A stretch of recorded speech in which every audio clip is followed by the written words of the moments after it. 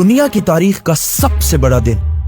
ये इतना इंपॉर्टेंट दिन था कि इस दिन से पहले मक्का में सिर्फ थोड़े ही लोग मुसलमान हुए थे, लेकिन इस दिन के बाद कुछ ही सालों में 3 कॉन्टिनेंट्स पर मुसलमानों की हुकूमत थी और मुसलमान दुनिया की सबसे बड़ी सुपर पावर बन गए थे। सुपर पावर बनने के बाद इतनी बड़ी एम्पायर के मुसलमानों को ऑर्गेनाइज करने के लिए हजरत उमर रज़ियल्लाहु ताला अन्हु उस वक्त दुनिया के सबसे ताकतवर बादशाह, उन्होंने एक इस्लामिक कैलेंडर बनाया। लेकिन अब मसला ये था कि इस कैलेंडर का पहला दिन कौन सा रखा जाए, तो उन्होंने उस दिन को चुना जिस पर इस्लाम का सबसे बड़ा इंपैक्ट है, हिजरत। क्योंकि इस दिन के बाद इस्लाम की तारीख, एंड नॉट ओनली इस्लाम, पूरी दुनिया की तारीख हमेशा के लिए बदल गई।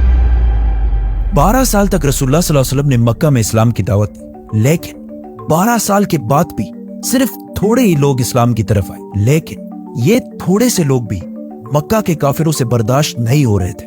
तो जब उन्होंने देखा कि रसूलुल्लाह सल्लल्लाहु अलैहि वसल्लम के चाचा अबू तालिब वफात पा चुके हैं और अब मक्का में रसूलुल्लाह सल्लल्लाहु अलैहि वसल्लम को प्रोटेक्ट करने वाला कोई भी नहीं रहा, तो उन्होंने आखिर इस्लाम को वंस एंड फॉर ऑल खत्म करने का प्लान बनाया, मुहम्मद सल्लल्लाहु अलैहि वसल्लम को शहीद करने का प्लान। लेकिन इस सबसे पहले मक्का से 400 किलोमीटर दूर मदीना के 2 बड़े कबीले औस और खजरज के बहुत सारे लोग मुसलमान हो चुके थे और वो आप सल्लल्लाहु अलैहि वसल्लम को मदीना अपना लीडर बनाकर ले जाना चाहते हैं। तो उनमें से 72 लोगों ने मक्का आकर आप सल्लल्लाहु अलैहि वसल्लम को ये ऑफर दी, जिसको आप सल्लल्लाहु अलैहि वसल्लम ने कबूल फरमाया। जिसके बाद मक्का से मुसलमान आहिस्ता आहिस्ता बिल्कुल सीक्रेटली मदीना की तरफ शिफ्ट होना शुरू हुए। टोटल कुछ 70 या 80 मुसलमानों ने हिजरत की और आप सल्लल्लाहु अलैहि वसल्लम की जिंदगी को सबसे ज्यादा खतरा होने के बावजूद आप सल्लल्लाहु अलैहि वसल्लम ने तकरीबन सबसे आखिर में हिजरत फरमाई। मक्का वालों ने यह प्लान बनाया कि आप सल्लल्लाहु अलैहि वसल्लम के जाने से पहले ही वो आप सल्लल्लाहु अलैहि वसल्लम को शहीद कर देंगे। मक्का एक बहुत ही ट्राइबल सोसाइटी थी जिसमें एक ही फैमिली कुरैश के बहुत सारे कबीले आबाद थे और हर कबीला अपने मेंबर्स का हमेशा साथ देता था, चाहे वो सही हो या गलत। मक्का वाले इस बात से डरते थे कि अगर हम में से किसी एक कबीले ने भी रसूलुल्लाह सल्लल्लाहु अलैहि वसल्लम को शहीद करने की कोशिश की तो आप सल्लल्लाहु अलैहि वसल्लम का कबीला बनु हाशिम, जो मक्का के सबसे बड़े और स्ट्रॉन्ग कबीलों में से था, वो फिर उस कबीले को जिंदा नहीं छोड़ेगा।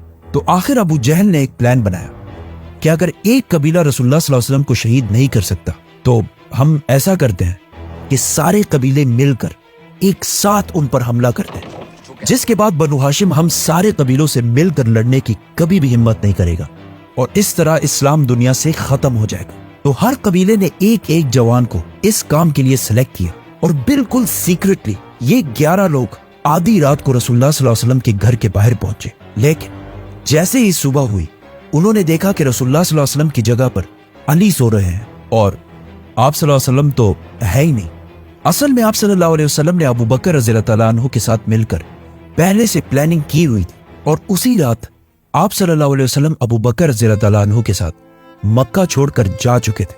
अब मदीना मक्का के नॉर्थ में है, तो आप सल्लल्लाहु अलैहि वसल्लम को इस रास्ते से जाना चाहिए था। आप सल्लल्लाहु अलैहि वसल्लम मदीना की तरफ नहीं बल्कि साउथ मदीना से बिल्कुल ऑपोजिट यमन की तरफ रवाना हुए और मक्का से 5 किलोमीटर दूर एक केव गार में बना ली, क्योंकि उन्हें पता था कि उनके जाने के बाद मक्का वाले उनका जरूर पीछा करेंगे। और ऐसा ही हुआ।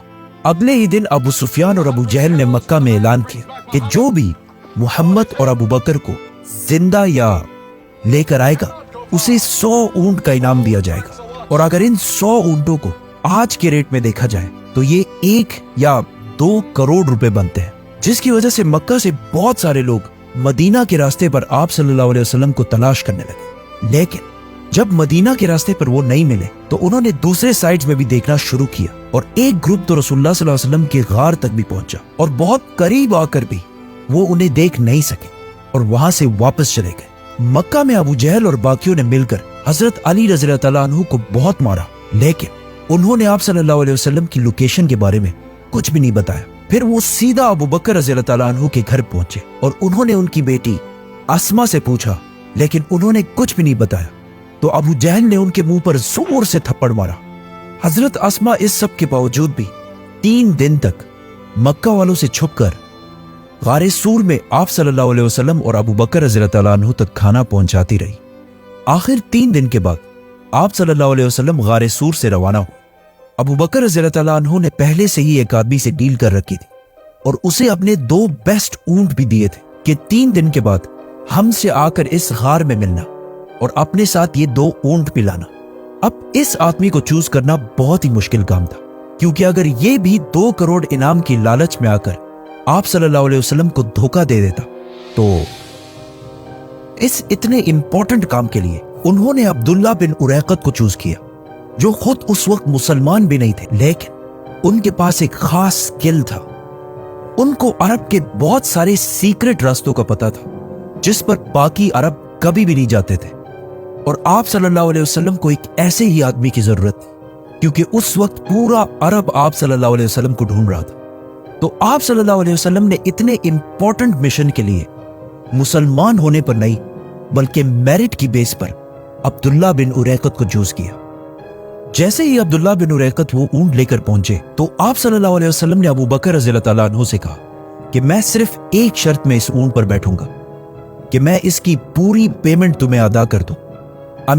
इतने सख्त हालात में भी आप सल्लल्लाहु अलैहि वसल्लम इन टाइनी डिटेल्स का भी ख्याल रखते थे। एंड नॉट ओनली दैट, जब मक्का का हर कबीला आप सल्लल्लाहु अलैहि वसल्लम को शहीद करना चाहता था तो आप सल्लल्लाहु अलैहि वसल्लम ने हजरत अली को जाने से पहले मक्का में छोड़ा ताकि वो उन अमानतों को वापस लौटा सके जो मक्का के लोगों ने आप सल्लल्लाहु अलैहि वसल्लम के पास रखी थी। अब्दुल्ला बिन उरैकत आप सल्लल्लाहु अलैहि वसल्लम और अबू बकर रज़ियल्लाहु तआला अन्हु को अगेंस्ट साउथ मदीना से बिल्कुल ऑपोजिट यमन की तरफ लेकर गया, और जब मक्का से बहुत दूर चला गया तो उन्हें वापस मदीना की तरफ मोड़ा और आप सल्लल्लाहु अलैहि वसल्लम को समंदर के बिल्कुल करीब से बिल्कुल सीक्रेट रास्तों पर मदीना की तरफ रवाना किया।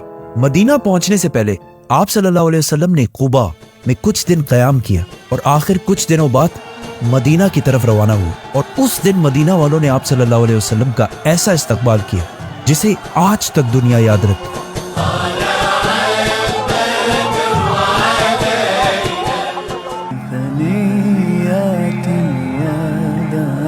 وجب الشكر علينا ما دعا لله داع। आप सल्लल्लाहु अलैहि वसल्लम मक्का से बिल्कुल सीक्रेटली निकले थे, लेकिन जैसे ही वो मदीना के करीब पहुंचे मदीना वालों ने उनका इस्तकबाल बिल्कुल एक बादशाह और लीडर की तरह किया। मदीना में हर एक की ख्वाहिश थी कि आप सल्लल्लाहु अलैहि वसल्लम उनके घर में रहे, लेकिन आप सल्लल्लाहु अलैहि वसल्लम ने यह फैसला अपने ऊंट को करने दिया कि जहां भी आप सल्लल्लाहु अलैहि वसल्लम का ऊंट बैठेगा वही आप सल्लल्लाहु अलैहि वसल्लम रहेंगे। इस तरह मदीना में किसी का भी दिल नहीं दुखे।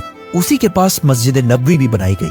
मदीना वालों के इसी डिसीजन की वजह से मदीना अरब की एक आम सिटी से कुछ ही सालों बाद दुनिया की सबसे स्ट्रॉन्ग सिटी बन गई, और यहीं से दुनिया के 3 कॉन्टिनेंट्स के फैसले होने लगे। और आज तक मदीना के अंसार की ये कुर्बानी मुसलमान कभी भी नहीं भूले।